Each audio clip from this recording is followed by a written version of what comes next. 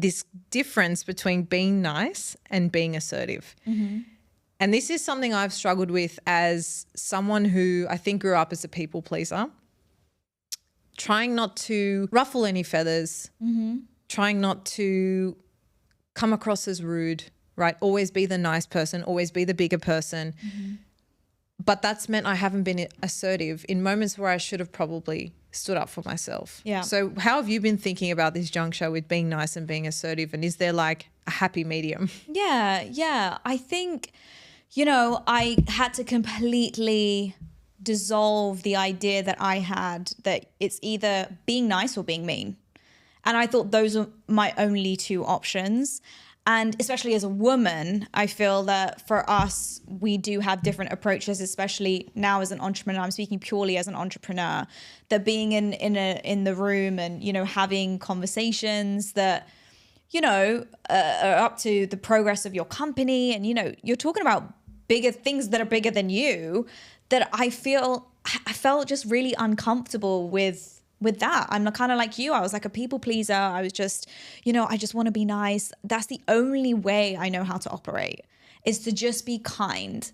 My dad, you know, when we were growing up, my mom and dad always just said, like, I don't even care what religion you are, just be a good person. Just be a good person. And that's just how me and my sister have been raised. So then specifically in the media industry, I really struggled with it because, you know, I'll share a story with you. I had a hairdresser at the TV studio, and he's left now. And on his last day, he took me to the side and he was like, you know, I absolutely love you, but I have to share something with you. I have to tell you something. If there's one thing that I leave with you, this is it. I was like, yeah, sure, go for it. And he goes, you need to stop being so nice. You just need to stop. And I was like, what? I thought he was joking. And he said, yeah, you need to be a bit of a bitch around here to be respected. And I just sat with that for a while because I was like, well, hang on a second. That's not the way I operate. It would be really alien for me to try to be that, to be respected. Because, you know, there are people in the world, in the industry, who do navigate themselves in that way. And I sat with myself and I was like, yes, 100%. They probably get their stuff done for them in a better manner, in a quicker, more efficient manner, because the people that are doing it for them operate from fear, not from love for them. It's from absolute fear. Yeah, that's not respect at the end of the day. It's not respect. And that's not what I want whatsoever. And I went to a friend of mine who's in the industry in the US, and I was like, he's told me this, what do you think? Because at the same time I was experiencing a lot of disrespect, a lot of undervaluing. And I thought in that moment, I was like, yeah, you know what? I'm going to be this. I'm going to be like that hard nut. Obviously, it was just like in the spur of the moment and I had the adrenaline rushing. It just wasn't true to me. But I think that what I have figured out and what I'm still learning to this day is the difference between being kind and assertive. I think that you can still be kind with it, but still be very clear and concise about what it is that you want. And I think that I got muddled with that. I thought, you know, as the talent that, you know, oh, I don't want anyone to think I'm difficult. I don't want anyone to think I'm a diva. As women, we get labeled so easily. Diva, bitch, difficult is what we get. If a man does it, it's, wow, like he's got something about him. He's powerful. He's strong.